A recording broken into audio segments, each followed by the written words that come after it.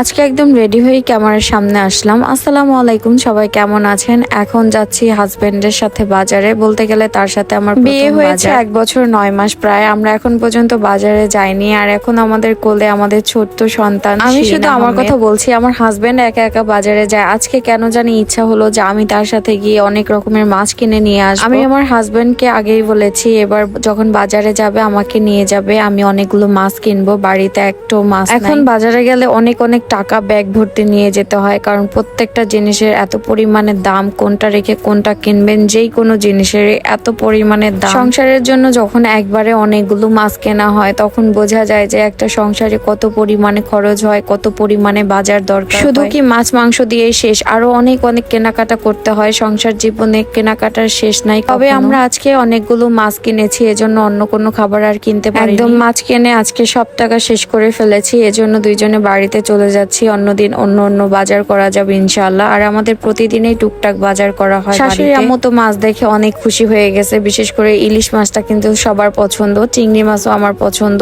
তো সবার পছন্দের মাছ নিয়ে এসেছি, এখন হচ্ছে এগুলো পরিষ্কার করতে হবে। এত বড় বড় মাছ আম্মু তো একা কাটতে পারবে না, তাই আমার শ্বশুর আব্বু বসে পড়েছে, আর বসে বলতেছিল যে এই মাস পুরো 1 মাস চালাবা তোমরা সবাই। তো আমরা হাসাহাসি করতেছিলাম। আপনারাই বলেন এই মাছগুলো কি আমরা 1 মাস চালাতে পারবো? কারণ মাছ খেতে কার না ভালো লাগে, আর আমার বাড়ির সবাই মাছ বেশ পছন্দ করে। তো প্রথমে এইগুলো সুন্দর করে কেটে নেওয়া হয়েছে, মাছগুলো ধোয়া পরিষ্কার করা হয়ে গেছে। এখন আমরা শাশুড়ি বৌমা বসে পড়েছি মাছগুলো পলিথিনে করে করে সুন্দর করে রেখে দিব। আর পলিথিন করে রেখে দিলে সুবিধা হয়, পরিমাণটা বোঝা যায়, রান্নাও করা যায় ভালোভাবে। তো সবাই ভালো থাকবেন, আল্লাহ হাফেজ।